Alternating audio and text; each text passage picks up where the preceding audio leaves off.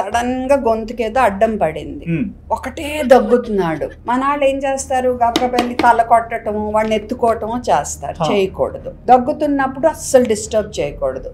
మనం డిస్టర్బ్ చేసామంటే ఏమవుతుంది, అది ఇంకా అడ్డం పడుతుంది. కొంతమంది ఏం చేస్తారు, కంగారు పడిపోయి నోట్లో ఏలు పెట్టేసి ఏముంది ఏముంది ఏముందని తీస్తారు. అలా చేసిన ఏమవుతుంది, గుడ్డిగా అందులో ఇంకా తోసేస్తారనమాట. ఎప్పుడు అలా చేయకూడదు. దగ్గ లేకుండా అంటున్నాడు అనుకో, లేదా అసలు ఇంకా దగ్గలేకపోతున్నాడు, గొంతే వినపడట్లా, పాపం మీకు తెలిసిపోతుంది, ఉక్కిరి బిక్కిరి అయిపోతున్నాడు అనుకో, అప్పుడు కదిలించాలి.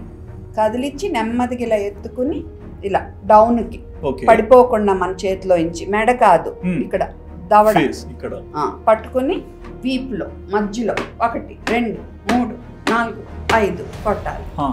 అప్పుడు ఇలా తిప్పుకుని చూసుకోవాలి. అది బయటకు వచ్చింది అనుకో మనకి, సరే కనపడితే తీయాలి, గుడ్డిగా పడవకూడదు. రాలేదనుకో ఈ నిప్పుల్స్ మధ్య సెంటర్లో కొంచెం కింద 1 2 3 4 5 ఇలా వెనకాల 5 సార్లు, ముందు 5 సార్లు, అలా 3 సైకిల్స్ అయ్యాక కూడా రాలేదనుకో మన ఆసుపత్రికి బయలుదేరటమో 108కి ఫోన్ చేయటమో బెటర్.